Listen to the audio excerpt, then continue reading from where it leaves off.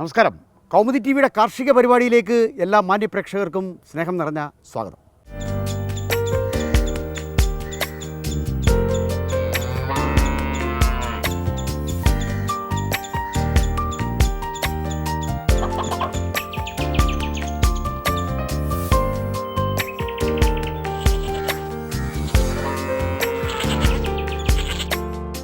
കൊല്ലത്തെ പോളച്ചിറ എന്നാൽ ദേശാടന പക്ഷികളുടെ താവളമാണ്. ആ പ്രശസ്തിക്ക് മാറ്റുകൂട്ടുന്ന ഒന്നുകൂടിയുണ്ട് അവിടെ. 2 പതിറ്റാണ്ടായി പോളച്ചിറയിലെ സെൻറ് ജൂഡ് ഫാം. പന്നിക്കുട്ടന്മാരാണ് ഇവിടെ നായകർ. ലാർജ് വെയ്റ്റും ലാൻഡ്രസും ഡ്യൂറോക്കും ഉൾപ്പെടെയുള്ള വിദേശ ഇനങ്ങൾ.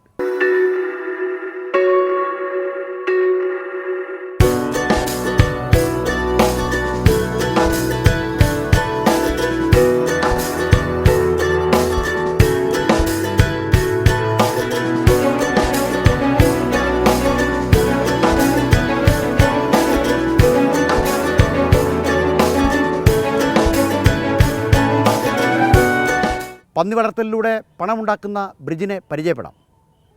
കാണാം പോളച്ചിറയിലെ സെൻറ് ജൂഡ് ഫാമിൻ്റെ വിശേഷങ്ങൾ. ഹരിതം സുന്ദരം.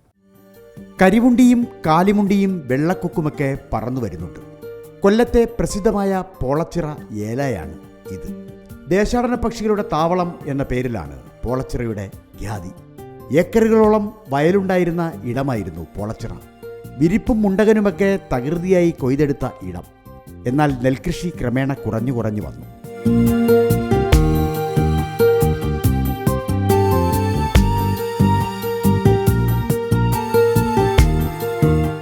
കർഷകർ മറ്റു മാർഗങ്ങൾ അവലംബിച്ചപ്പോഴാണ് പരമ്പരാഗത കൃഷിക്കാരനായ ബ്രിജിൻ പന്നി വളർത്തലിലേക്ക് തിരിഞ്ഞത്.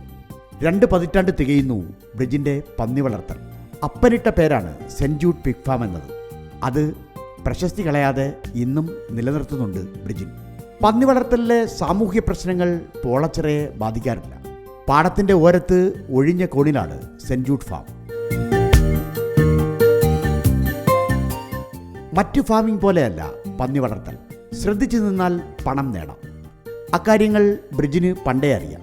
മാലിന്യങ്ങളെ വളരെ വേഗം മാംസമാക്കി മാറ്റാനുള്ള പന്നികളുടെ കഴിവാണ് അതിൽ പ്രധാനം.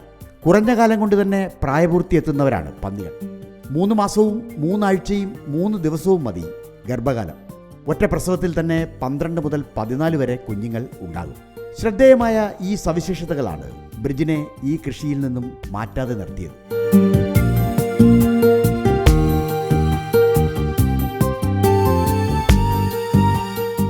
പണ്ടത്തെ പോലെ നാടൻ പന്നികളല്ല ഇന്നുള്ളത്. എല്ലാം വിദേശ ഇനം. ലാർജ് വൈറ്റ് യോർക്ക്ഷയറും മിഡിൽ വൈറ്റ് യോർക്ക്ഷയറും ലാൻഡ്രസും ഡ്യൂറോക്കുമൊക്കെയാണ് ഇപ്പോഴത്തെ ശീമപ്പന്നികൾ. പന്നികൾക്കായി പ്രത്യേക സൗകര്യമൊരുക്കുവാൻ ബ്രിജിൻ പ്രത്യേകം ശ്രദ്ധിച്ചു. കൂട് നിർമ്മാണമാണ് അതിൽ പ്രധാനം. അരമതിൽ പൊക്കമുള്ള കോൺക്രീറ്റ് കൂടുകളാണ് പന്നികൾക്ക് നല്ലത്. ഒന്നും കുത്തിപ്പൊളിക്കാൻ പാടില്ല. അത്രയ്ക്ക് ഉറച്ചതായിരിക്കണം തറ. ഇരുവശവുമായി 12 അടി നീളത്തിലും വീതിയിലും 14ഓളം കൂടുകളാണ് ബ്രിജിൻ തീർത്തത്. കാറ്റ് അനായാസമായി ഒഴുകിപ്പോകുന്ന ഇടമാണ് പോളച്ചിറ. അവിടെ കാറ്റിൻ്റെ ഗതിയെ തടഞ്ഞില്ല. കൂടുകളിലും കാറ്റ് വന്ന് കയറാനുള്ള സൗകര്യമൊരുക്കി ബ്രിജിൻ. കൊടുമ്പയിലും കനത്ത മഴയും മഞ്ഞുമൊക്കെ പന്നികൾക്ക് കേടാണ്. അതൊക്കെ ഏൽക്കാതിരിക്കത്തക്ക രീതിയിൽ തന്നെ വേണം കൂട് നിർമ്മാണം. മണ്ണ് മാന്തുന്ന ശീലമുള്ളതിനാൽ പന്നി എന്തും കുത്തിപ്പൊളിക്കും.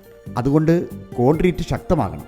ഇഷ്ടിക കൊണ്ട് ഭിത്തി കെട്ടി അകവശം സിമെന്റ് തേക്കുന്നത് തന്നെ നല്ലത് എന്ന് ബ്രിജിൻ തീരുമാനിച്ചു.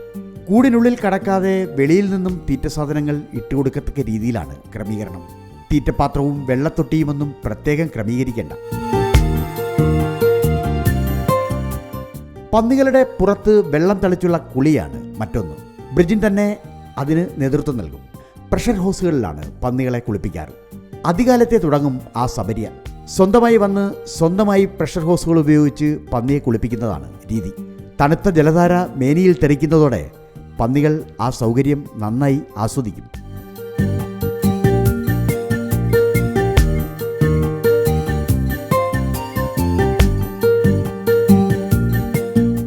വെളിയിൽ നിന്ന് നോക്കിയാൽ തന്നെ ഒറ്റനോട്ടത്തിൽ എല്ലാ പന്നികളെയും കാണണം. അതാണ് പന്നി വളർത്തലിലെ കൂട് സജ്ജീകരണം.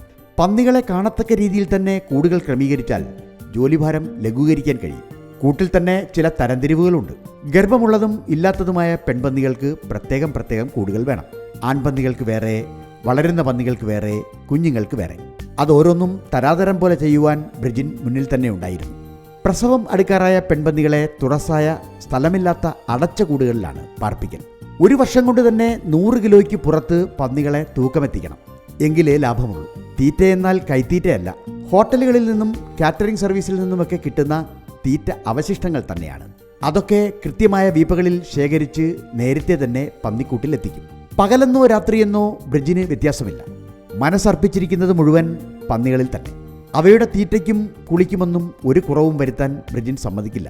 ആമാശയത്തിന് ഒരറ മാത്രമുള്ള ജീവിയായതിനാൽ കൂടുതൽ നാരുകലർന്ന ഭക്ഷണം പന്നിക്ക് ദഹിപ്പിക്കുവാൻ കഴിയില്ല. പ്രായപൂർത്തിയായ പന്നികൾക്ക് പന്നിക്കുഞ്ഞുങ്ങളെക്കാൾ നാരടങ്ങിയ ഭക്ഷണം ഉപയോഗപ്പെടുത്താം. ക്രമമായ ഇടവേളകളിൽ കൃത്യമായ സമയത്ത് തന്നെയാണ് ബ്രിജിൻ പന്നികൾക്ക് തീറ്റ നൽകുക. പുലരിയിൽ തന്നെ പന്നികളെ നന്നായി കുളിപ്പിച്ച് ഒരുക്കും. തുടർന്ന് കൃത്യമായ ഇടവേളകളിൽ തീറ്റ നൽകും.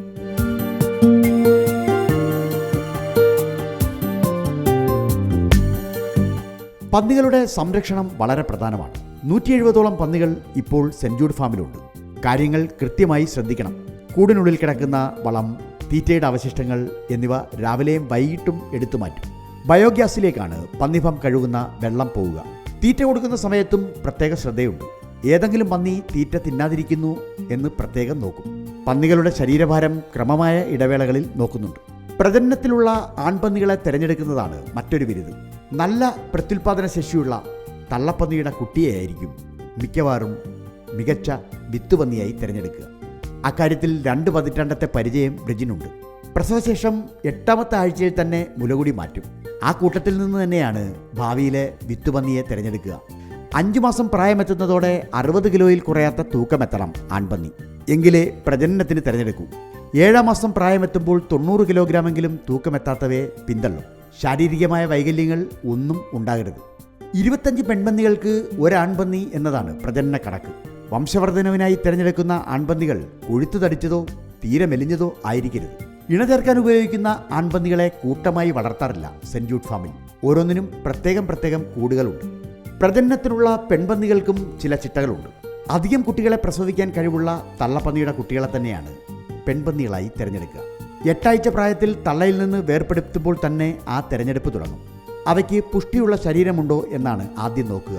12 മുതൽ 14 വരെ മുലക്കാമ്പുകളാണ് മാതൃക. കുട്ടികളെ വേർപെടുത്തി കഴിഞ്ഞാൽ തള്ളപ്പന്നി ഒരാഴ്ചക്കുള്ളിൽ മതി കാണിക്കും. 6ാം മാസം തന്നെ മതിലക്ഷണങ്ങൾ കാണിച്ചു തുടങ്ങുമെങ്കിലും 9ാം മാസമാണ് അവയെ ഇണചേർക്കാൻ അനുവദിക്കുക. ഈ സമയത്ത് പെൺപന്നികൾക്ക് 80 മുതൽ 100 കിലോഗ്രാം ഭാരം നിർബന്ധമാണ്. പെൺപന്നികളിലെ മതിചക്രം 21 ദിവസമാണ്. മതി കൃത്യമായി കണ്ടുപിടിക്കാൻ കഴിവ് വേണം. വിഭ്രാന്തിയും പല്ലിറുമലും താടികൾ തമ്മിലുള്ള ഉരയ്ക്കലും ഈറ്റത്തെ തടുപ്പുമൊക്കെ നോക്കി അത് തിരിച്ചറിയാൻ ബ്രിജിന് പ്രത്യേക വിരുതുണ്ട്. മറ്റു പന്നികളുടെ പുറത്ത് കയറ്റം, പുറത്ത് കൈകൊണ്ടമർത്തിയാൽ അനങ്ങാതെ നിൽക്കൽ, ഇവയൊക്കെയാണ് പെൺപന്നികളിലെ മതിലക്ഷണങ്ങൾ. മതിയെത്തിയാൽ 2 തവണ ഇണചേർക്കലുണ്ട്. 24 മണിക്കൂറിന് ശേഷം 1ാമത്തെ ഇണചേർക്കലും പിന്നീട് 12 മണിക്കൂറിന് ശേഷം 2ാമത്തെ ഇണചേർക്കൽ. ഗർഭിണികളായ പന്നികൾക്ക് ദിവസവും ചെറിയ തോതിൽ വ്യായാമമുണ്ട്. ആൺപന്നികളെ ഗർഭിണി പന്നികളോടൊപ്പം ഒരിക്കലും പാർപ്പിക്കാറില്ല. തള്ളയിൽ നിന്നും കുട്ടികളെ വേർപെടുത്തുന്ന സമയം മുതൽ പിന്നീട് വിൽക്കാൻ പ്രായമാകുന്ന സമയം വരെ വളരുന്ന കാലമാണ്. അവയെ പ്രത്യേകം ശ്രദ്ധിക്കും. പോളച്ചിറ സെന്റ് ജൂഡ് ഫാമിൻ്റെ നായകൻ ബ്രിജിൻ നമ്മോടൊപ്പം ഉണ്ട്. അദ്ദേഹവുമായി ചില വിശേഷങ്ങൾ പങ്കുവയ്ക്കാം. നമസ്കാരം ബ്രിജിൻ. നമസ്കാരം. അപ്പോൾ ബ്രിജിനെ സംബന്ധിച്ചിടത്തോളം പരമ്പരാഗതമായിട്ട് വരുന്നൊരു തൊഴിലാണ് ഈ പന്നിക്കൃഷി എന്ന് പറയുന്നത്. അപ്പോൾ ഇത് ഇത്രയും വർഷത്തെ ഒരു അനുഭവം വെച്ച് നോക്കിക്കഴിഞ്ഞാൽ ഏതാണ്ട് 18 വർഷത്തെ പരിചയമായി രംഗത്തുള്ളൂ. ഇത്രയും വർഷത്തെ ഒരു അനുഭവം വെച്ച് നോക്കി ഒരാൾ വലിയ രീതിയിലൊരു പണം ഉണ്ടാക്കേണ്ട ഒരു സാഹചര്യം ഉണ്ടാകും. അങ്ങനെ ഭയങ്കരമായിട്ടൊന്നുള്ള സാമ്പത്തികമൊന്നും ഇതിനകത്തുനിന്ന് അങ്ങനെ വരത്തക്ക രീതിയിലുള്ളതൊന്നും ഇതിനകത്ത് ഇപ്പോഴത്തെ രീതിയിലില്ല. എന്നാൽ പൈസ കിട്ടിയിട്ടുള്ള സമയങ്ങളുണ്ട്. പക്ഷേ ഇപ്പോൾ ഈ അടുത്ത കാലങ്ങളായിട്ടൊന്നും ഈ പറയത്തക്ക രീതിയിലുള്ള പ്രയോജനമൊന്നും ഇതിനകത്തൊന്നും വരുന്നില്ല. ഒരാൾക്ക് ജീവിച്ചു പോകും, അത്രയേ ഉള്ളൂ. ഇപ്പോൾ തൂക്കത്തിന് എത്ര വില? ഇപ്പോഴത്തെ വില വെച്ചും കൊണ്ട് 145. അത് കിട്ടിയാൽ മുതലാവത്തില്ല. അത് കിട്ടിക്കഴിഞ്ഞാൽ ഇപ്പോഴത്തെ ലേബറും കാര്യങ്ങളൊക്കെ വെച്ചും കൊണ്ടൊക്കെ മുതലാക്കി എടുക്കാനായിട്ട് പാടാം. ഈ ഒരു പന്നി ഫാം വിജയിപ്പിക്കണമെങ്കിൽ ഒരാൾ, ഇപ്പോൾ നമ്മുടെ ഈ അഭിമുഖം കണ്ടുകൊണ്ടിരിക്കുന്ന ഒരാൾ ഒരു പന്നി ഫാമിലേക്ക് വരാനായിട്ട് സാഹചര്യം ഉണ്ടായാൽ അത് വിജയിപ്പിക്കണമെങ്കിൽ അയാൾ എന്ത് തന്ത്രമാണ് ആദ്യം പരീക്ഷിക്കേണ്ടത്? വിജയിക്കണമെങ്കിൽ ഏറ്റവും ആദ്യമേ എന്ന് പറഞ്ഞു കഴിഞ്ഞാൽ നമ്മൾ ജോലി ചെയ്യാനുള്ളൊരു മനസ്സ് വേണം. സ്വന്തമായിട്ട് തന്നെ അധ്വാനിക്കാനായിട്ടുള്ള കഴിവുണ്ടെങ്കിൽ മാത്രമേ ഇതിനകത്ത് ഇറങ്ങാവൂ, അല്ലെങ്കിൽ ഇത് വിജയിപ്പിക്കാൻ പറ്റത്തില്ല. തൊഴിലാളികളെ വെച്ചും കൊണ്ട് ഇത് വിജയിപ്പിക്കാൻ പറ്റത്തില്ല. തൊഴിലാളികളെ കൂടെ നമ്മളും ജോലി ചെയ്യണം, എന്നെങ്കിൽ മാത്രമേ ഇത് മുമ്പോട്ട് കൊണ്ടുപോകാൻ പറ്റത്തുള്ളൂ. ബാക്കിയുള്ളൊരു ഫാം കണക്കല്ല പിഗ് ഫാം. ഇപ്പോൾ ഒരു വർഷത്തിൽ ഒരു ആൺപന്നിക്ക് ബ്രിജിൻ്റെ ഒരു ഫാമിൽ ഒരു വർഷം കൊണ്ട് എത്ര തൂക്കം വരുന്നുണ്ട്? ഒരു വർഷം കൊണ്ട് ഇപ്പോഴും കിടക്കുന്ന ബ്രീഡിനകത്ത് വരുന്നതെന്ന് പറഞ്ഞു കഴിഞ്ഞാൽ ഒരു 80 കിലോ 90 കിലോയൊക്കെയാണ് വരുന്നത്. പിന്നെ അപൂർവം ചിലത് 100 കിലോ തികയ്ക്കുന്നുണ്ട്. 100 കിലോ. ആ, അപ്പോൾ ഒരു 100 കിലോയൊക്കെ ആയിക്കഴിഞ്ഞാൽ ഇതൊരു ലാഭമാണ്. 100 കിലോ ആയിക്കഴിഞ്ഞ് കഴിഞ്ഞാൽ ലാഭം തന്നെ. നമ്മൾ സ്വന്തമായിട്ട് നോക്കി കൊണ്ടുപോയാണെങ്കിൽ നമുക്ക് നേട്ടം തന്നെ. കൂടുതലായിട്ട് നമ്മൾ ജോലിക്കാരെ കൂടുതൽ നിർത്തിക്കഴിഞ്ഞാൽ നമുക്ക് അതിനകത്ത് ഒന്നും കിട്ടാനായിട്ടില്ല. പന്നികളിലെ വ്യത്യസ്ത ഇനങ്ങളിലും ചില മാതൃകകളുണ്ട്. ലാർജ് വെയ്റ്റ് യോർക്ക്ഷയറാണ് വിദേശ ശീമപ്പന്നികളിൽ മികച്ചത്. ഉടൽനീളം അവയ്ക്ക് കൂടുതലായിരിക്കും. ഒത്ത മാതൃഗുണമുള്ള പന്നികളാണ് ലാർജ് വെയ്റ്റ് യോർക്ക്ഷയർ. കൂർത്ത ചെവികളും കൂർത്ത മുഖവും വിസ്തൃതമായ മുലക്കാമ്പുകളും ലാർജ് വെയ്റ്റ് യോർക്ക്ഷയറിനുണ്ട്. ഉറച്ച കാൽപാദങ്ങൾ വളരെ പ്രധാനമാണ്. നേർത്ത് ചുരുണ്ട വാലാണ് ലാർജ് വെയ്റ്റ് യോർക്ക്ഷയറിൻ്റെ ഒരു ഭംഗി.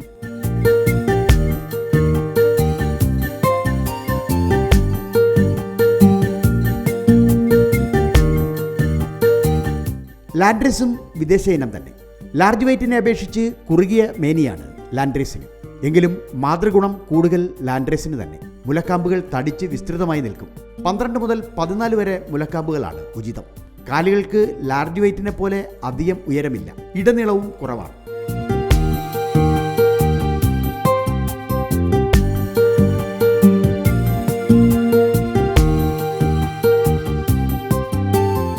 ലാർജ് വെയ്റ്റിനെയും ലാൻഡ്രസിനെയും തമ്മിൽ ഇണചേർക്കുന്നതാണ് ആദ്യ പ്രജനന രീതി. അതിൽ നിന്നുണ്ടാകുന്ന കുട്ടികളെ നന്നായി വളർത്തും. പിന്നീട് ഒരു തെരഞ്ഞെടുപ്പ് പ്രക്രിയയിലൂടെ മികച്ച പന്നികളെ അതിൽ നിന്ന് തിരഞ്ഞെടുക്കും. അവയെ ഡ്യൂറോക്ക് എന്ന ഇറച്ചി ഇനവുമായി ഇണചേർക്കലാണ് അടുത്ത രീതി. ഡ്യൂറോക്കും വിദേശ പന്നി തന്നെ.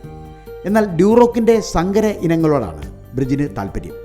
കറുപ്പും വെള്ളയും കലർന്ന മേനിയാണ് സങ്കര ഇനത്തിന്. തവിട്ടും വെള്ളയും കലർന്ന മേനിയും ഉണ്ടാകാം. ലാർജ് വെയ്റ്റും ലാൻഡ്രസും തമ്മിൽ ഇണചേർന്ന കുഞ്ഞുങ്ങളെ നന്നായി വളർത്തി ഡ്യൂറോക്കുമായി ക്രോസ് ചെയ്താൽ പിന്നീട് 3 വേ ക്രോസ് എന്ന മികച്ച കുഞ്ഞുങ്ങളെ ഉണ്ടാക്കാം. വെള്ളയും പുള്ളിയുമാണ് 3 വേ ക്രോസിൻ്റെ പ്രത്യേകത. നമ്മുടെ കാലാവസ്ഥയിൽ ഏറെ അനുയോജ്യം 3 വേ ക്രോസ് കുഞ്ഞുങ്ങളാണ് എന്ന് ബ്രിജിൻ പറയും. 2 പതിറ്റാണ്ടത്തെ അനുഭവം അതിന് കൂട്ടുണ്ട് താനും. സെൻറ് ജൂഡ് ഫാമിലുള്ള ഓരോ പന്നികളുടെയും ജാതകം ബ്രിജിനറിയാം, കൃത്യമായിട്ട് അറിയാം. ഇത് ഇന്നതിൻ്റെ കുട്ടിയാണ്, ഇത് ഇന്നതിൻ്റെ മകളാണ്, ഇതൊക്കെ അറിയാം. അതെല്ലാം അറിയാം. അപ്പോൾ ഇങ്ങനെ വരുമ്പോൾ നമ്മൾ ഈ കാര്യത്തിൽ ചില പ്രജനന തന്ത്രങ്ങളൊക്കെ ഇല്ലയോ? സാധാരണയായിട്ട് ഇത് വെയിറ്റ് കൂടാൻ വേണ്ടി ഇന്നതിനെ കൊണ്ട് ക്രോസ് ചെയ്യിപ്പിക്കണം, വെയിറ്റ് നിലനിർത്താൻ വേണ്ടി ഇന്നതിനെ കൊണ്ട് ക്രോസ് ചെയ്യിപ്പിക്കണം എന്നൊക്കെ ചില തന്ത്രങ്ങളൊക്കെ ഇല്ല. അങ്ങനെ പ്രത്യേകിച്ച് ഉള്ള തന്ത്രങ്ങളൊന്നും നമ്മളിവിടെ നോക്കുന്നില്ല. പിന്നെ ഇതിനകത്ത് വരുന്ന ഒരു മെയിൻ ഒരു ഇതെന്ന് പറഞ്ഞു കഴിഞ്ഞാൽ, നമ്മളിപ്പോൾ ഇതിനകത്ത് ചെയ്യുന്നതെന്ന് പറഞ്ഞു കഴിഞ്ഞാൽ കൂടുതലും ആമ്പന്നി കൂടുതലും നമ്മൾ കഴിയുന്നതും ഈ ഡ്യൂറോക്കിനെയാണ് ഉപയോഗിക്കുന്നത്. ഇറച്ചിപ്പന്നി ഡ്യൂറോക്കിനെ. ഇപ്പം ഡ്യൂറോക്ക് ആവാൻ നേരത്ത് കുറച്ച് കൊഴുപ്പ് കുറഞ്ഞിരിക്കും. കൊഴുപ്പ് കുറഞ്ഞ പന്നിക്കാണ് മാർക്കറ്റ്. അതിപ്പം നമ്മൾ MBAക്ക് കൊടുത്താലും ലോക്കൽ മാർക്കറ്റ് കൊടുത്താലും എല്ലാം കൊഴുപ്പ് കുറഞ്ഞതിനാണ് മാർക്കറ്റ്. അപ്പോൾ ഇതിപ്പം യഥാർത്ഥത്തിൽ ഒരു പന്നി പല ഡ്യൂറോക്ക് ആണെങ്കിൽ പോലും അതിൻ്റെ ഒരു വിത്ത് പന്നിയൊക്കെ തുടക്കത്തിൽ തിരഞ്ഞെടുക്കുമ്പോൾ 18 വർഷം മുമ്പ് തുടങ്ങിയതാണ് എങ്കിൽ പോലും ഇപ്പോഴത് എടുക്കാൻ പോവുകയാണെങ്കിൽ അത് എവിടെ നിന്നായിരിക്കും എടുക്കുന്നത്? നമ്മളെടുക്കുന്ന ഗവൺമെൻറ് ഫാമിൽ നിന്ന് തന്നെ. ഗവൺമെൻറ് ഫാം, അതായത് യൂണിവേഴ്സിറ്റി ഫാം, അല്ലെങ്കിൽ കൊടപ്പനക്കുന്ന് അവിടെ നിന്നൊക്കെയാണ് നമ്മളെടുക്കുന്നത്. പിന്നെ പ്രൈവറ്റ് ഫാമുകളിൽ ഇപ്പോഴത്തെ ഒരു രീതി വെച്ചും കൊണ്ട് പ്രൈവറ്റ് ഫാമുകളിൽ ചെന്ന് നമുക്ക് എടുക്കാതെ കാര്യം എന്ന് പറഞ്ഞു കഴിഞ്ഞാൽ ഇപ്പോഴത്തെ ഈ പനിയുടെയൊക്കെ പ്രശ്നങ്ങൾ കിടക്കുന്നത് കൊണ്ട് എവിടെയും വിശ്വസിച്ചെന്ന് എടുക്കാവത്തില്ല. എന്തൊക്കെ കാര്യങ്ങളാണ് ഈ മരുന്നുകളായിട്ട് ഇവിടെ കൊടുക്കുന്നുണ്ട്? മരുന്നുകളായിട്ട് നമ്മൾ കൊടുക്കുന്നത് പറഞ്ഞാൽ ഇപ്പോൾ പ്രസവിച്ചിപ്പോൾ ഒരു 3-4 ദിവസം കഴിയുമ്പോഴത്തേക്കും അയണിൻ്റെത് കൊടുക്കും. ഇൻഫ്രോൺ ഇഞ്ചക്ഷൻ കൊടുക്കും. അയണിൻ്റെത് കൊടുത്തിട്ട് പിന്നെ അതിന് ശേഷം 2 ആഴ്ച കഴിഞ്ഞിട്ട് അയണിൻ്റെ ഒന്നും കൂടെ കൊടുക്കും. അത് കഴിഞ്ഞാൽ പിന്നെ മരുന്ന് അതെല്ലാം കൃത്യമായിട്ട് കൊടുക്കും. പിന്നെ വാക്സിൻ്റെ കാര്യമുള്ളൂ, അത് നമ്മൾ മൃഗസംരക്ഷണ വകുപ്പ് കൊണ്ടുവന്ന് കറക്റ്റായിട്ട് അത് ചെയ്യുന്നുണ്ട്. ഈ ഇപ്പോൾ ഒരു പന്നി ഫാം നടത്തുമ്പോൾ അനുഭവിക്കുന്ന പ്രധാനപ്പെട്ട ഒരു ബുദ്ധിമുട്ട് ചില സാമൂഹ്യ പ്രശ്നങ്ങളൊക്കെയാണ്. പക്ഷേ ഇവിടെ അങ്ങനെയൊന്നും ഉണ്ടാവാൻ വഴിയില്ല. കാരണം ഇത് വളരെ ഒറ്റപ്പെട്ട ഒരു കോർണറിൽ മറ്റാൾക്കും ഒരു ബുദ്ധിമുട്ടുണ്ടാക്കാതാണ് ചെയ്യുന്നത്. എങ്കിലും പിന്നുണ്ടാകുന്നൊരു വെല്ലുവിളി എന്താ? പിന്നുണ്ടാകുന്നൊരു വെല്ലുവിളി എന്ന് പറഞ്ഞു കഴിഞ്ഞാൽ നമുക്ക് ഈ തീറ്റയുടെ ഒരു പ്രശ്നം ഉണ്ടാകുന്നുണ്ട്. തീറ്റ കൊണ്ടുവരുന്നത്. പിന്നെ രണ്ടാമത്തെ കാര്യം എന്ന് പറഞ്ഞു കഴിഞ്ഞാൽ ഇതിൻ്റെ ഈ ഒരു പന്നി ഫാം നമ്മൾ മെയിനായിട്ട് നമ്മളൊരു പന്നി ഫാം സ്റ്റാർട്ട് ചെയ്ത് കഴിഞ്ഞാൽ ആദ്യമേ എന്ന് പറഞ്ഞാൽ ബയോഗ്യാസ് പ്ലാന്റ് വേണം, ഇല്ലെങ്കിൽ ഇതിൻ്റെ വേസ്റ്റ് ഒരു പ്രശ്നമാണ്. ബയോഗ്യാസ് പ്ലാന്റ് ഇല്ലാത്തവർക്ക്, ബയോഗ്യാസ് പ്ലാന്റ് ഉള്ളവർക്ക് അതൊന്നും പ്രശ്നമൊന്നുമല്ല. നമ്മൾ ഇതിൻ്റെ ഡങ്ങ ഇതൊക്കെ എന്താ ചെയ്യുക? നമുക്ക് ബയോഗ്യാസ് പ്ലാന്റ് ഉണ്ട്. പക്ഷെ അവിടെ എല്ലാം കൊണ്ടൊന്ന് ഡംപ് ചെയ്യാൻ പറ്റത്തില്ലല്ലോ. അല്ല, അതിനകത്ത് ഇതിൻ്റെ വേസ്റ്റുകൾ കംപ്ലീറ്റ് അതിനകത്താണ് പോകുന്നത്. ബാക്കി ഫുഡ് വേസ്റ്റ് മൊത്തം പന്നി കഴിച്ച് തീരും. പിന്നെ ഇപ്പോൾ ഇതിനകത്ത് പോകുമെന്ന് പറഞ്ഞു കഴിഞ്ഞാൽ പന്നിയുടെ ചാണാനും ബാക്കി കഴുകുന്ന ക്ലീനിങ്ങിൻ്റെ വെള്ളവും അതും എല്ലാം ബയോഗ്യാസിനകത്താണ് പോകുന്നത്. അത് എത്ര നാൾ കഴിയുമ്പോൾ എത്ര കപ്പാസിറ്റി എങ്ങനെയാണ് ബയോഗ്യാസ് പ്ലാന്റിൻ്റെ? നമ്മളിവിടെ ചെയ്തിരിക്കുന്നത് 8-ൻ്റെതാണ്. 8-ൻ്റെ അത് മതിയോ? ഇപ്പോഴത്തെ ഒരു ഇത് വെച്ചും കൊണ്ട് ഇപ്പോഴും വരെ നമുക്കത് പ്രശ്നമില്ലാതെ പോകുന്നുണ്ട്. അപ്പോൾ അതിൻ്റെ ബയോഗ്യാസ് ഉപയോഗിക്കുന്നുണ്ടോ? ബയോഗ്യാസ് ഉപയോഗിക്കുന്നുണ്ട്. അതെന്താവശ്യത്തിന്? അത് നമ്മളിവിടെ പാചകത്തിനൊക്കെ ആയിട്ടാണ് ഉപയോഗിക്കുന്നത്. ആവശ്യത്തിനുള്ള ഗ്യാസ് കിട്ടുന്നുണ്ട്. അല്ലാതെ ഈ പന്നിയുടെ ആ ഒരു കാഷ്ടം അത് വാങ്ങിക്കാനായിട്ട് വരുന്ന ആളുകളുണ്ടോ? വാങ്ങിക്കാനായിട്ട് മുമ്പൊക്കെ ആൾക്കാർ വരുമായിരുന്നു. ഇപ്പോൾ അങ്ങനെ ആരും വരുന്നില്ല. ഈ കോവിഡിന് ശേഷം അങ്ങനെ ആരും വരുന്നൊന്നുമില്ല. മറ്റേത് ഈ ബയോഗ്യാസിൽ നിന്ന് പോകുന്ന ഈ സ്ലറി അതൊക്കെ ഉപയോഗിക്കാനായിട്ട് എടുക്കാനായിട്ട് ആൾക്കാർ വരുമായിരുന്നു. വളത്തിന് ഉപയോഗിക്കാനായിട്ട് ആൾക്കാർ കൊണ്ടുപോകുമായിരുന്നു. ഇപ്പോൾ അങ്ങനെ ആരും വരുന്നില്ല. അനുദിനം മുന്നേറുന്ന പന്നി വളർത്തൽ രംഗത്തെക്കുറിച്ച് വ്യക്തമായ കാഴ്ചപ്പാട് ബ്രിജിനുണ്ട്. മികച്ച പന്നിമാംസം തേടി പന്നിപ്രിയർ ധാരാളമുണ്ട്.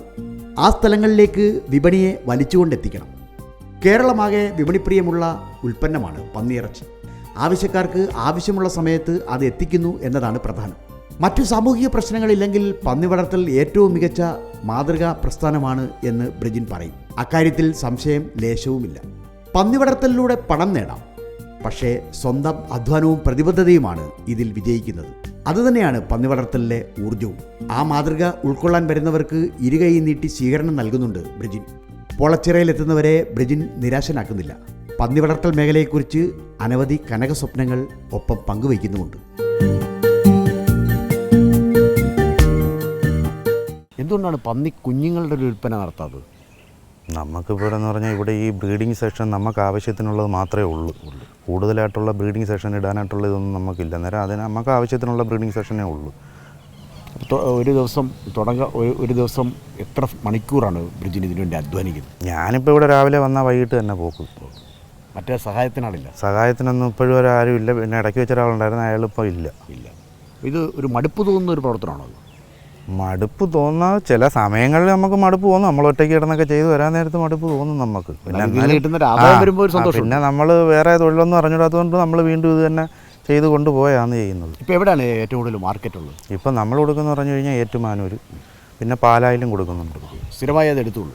സ്ഥിരമായിട്ട് അവർ വിളിച്ച് പറഞ്ഞു കഴിഞ്ഞാൽ അവരുടെ ഡേറ്റ് പറയും. നമ്മുടെ അടുത്ത് സാധനം ഉണ്ടെന്ന് പറഞ്ഞു കഴിഞ്ഞാൽ ചിലപ്പോൾ അവർ നമ്മളെ ഇങ്ങോട്ട് വിളിക്കും, ചിലപ്പോൾ നമ്മൾ അങ്ങോട്ട് ഉണ്ടെന്ന് പറഞ്ഞിട്ട് വിളിക്കുകയാണെങ്കിൽ അവർ നമ്മുടെ അടുത്ത് ഒരു ഡേറ്റ് പറയും. ആ ഡേറ്റിന് കൊണ്ട് ചെന്നാൽ മതി. അല്ല, വേറെ വിലപേശലോ തർക്കങ്ങളൊന്നുമില്ല? വില അന്നേരമുള്ള മാർക്കറ്റ് വില. പിന്നെ നമ്മൾ വേറെ ആരെങ്കിലും കൂടെ അന്വേഷിച്ച് നോക്കി നമുക്കിപ്പോൾ എന്തെങ്കിലും കൂടെ കൂടുതൽ കിട്ടുന്നതാണെങ്കിൽ നമ്മൾ അതിന് കൊടുക്കും. പിന്നെ സ്ഥിരമായിട്ട് എടുക്കുന്ന ആൾക്കാരുണ്ട്, അവർക്കാണ് കൂടുതലും കൊടുക്കുന്നത്. ഇപ്പോൾ നിലവിൽ എത്രത്തോളം പന്നികളുണ്ട്? ഇപ്പോൾ എനിക്കിവിടെ ഇപ്പോൾ ഒരു 170 കിടപ്പുണ്ട്. അപ്പോൾ ഇനിയിപ്പം ഒരു ഷെഡ്യൂളെ കെട്ടി ഇത് വികസിപ്പിക്കാൻ പറ്റും? അല്ല, ഇനിയിപ്പോൾ എനിക്ക് ഒറ്റയ്ക്ക് നോക്കാൻ പറ്റുന്നതിന് മാത്രമേ ഞാനായിട്ട് ചെയ്യും. പരമാവധി 170 അപ്പോൾ ഇനിയിപ്പോൾ ഒരു അവസരം കിട്ടിയാൽ അല്ലെങ്കിൽ മറ്റു കുറച്ച് സ്ഥലം കൂടെ കിട്ടിയാൽ ഒരു ഫാം കൊണ്ട് തുടങ്ങുന്നതിനെ കുറിച്ച് ആലോചിക്കുന്നുണ്ടോ? അല്ല, വേറെ എവിടെയെങ്കിലും കൂടെ ഒരെണ്ണം നോക്കി ഒന്ന് ചെയ്യണമെന്നുള്ളൊരു താല്പര്യമുണ്ട്. സാഹചര്യങ്ങളൊക്കെ അനുകൂലമായിട്ടൊക്കെ വരികയാണെങ്കിൽ. എന്തായാലും ഒരാൾക്ക് ധൈര്യമായിട്ട് വന്ന് ഇറങ്ങാവുന്നൊരു കൃഷിയാണിത്. സ്വന്തമായിട്ട് അധ്വാനിക്കാൻ തയ്യാറുണ്ടെങ്കിൽ സാമൂഹിക പ്രശ്നങ്ങളില്ലാത്ത സ്ഥലം നോക്കി എടുത്തു കഴിഞ്ഞാൽ ഒരാൾക്ക് അന്തസ്സായിട്ട് ജീവിച്ചു പോകും. അതാണ്. അപ്പോൾ ഇനിയിപ്പോൾ ബ്രിജിൻ്റെ ഒരു സ്വപ്നം എന്താ? എനിക്കിപ്പോഴും നിലവിൽ ഇത് ഇച്ചിരി കൂടെ ഡെവലപ്പ് ചെയ്ത് ചെയ്യണമെന്നുള്ളൊരു താല്പര്യമുണ്ട്. അത് ദൈവം സഹായിക്കുകയാണെങ്കിൽ അതുമായിട്ട് മുമ്പോട്ട് പോകും.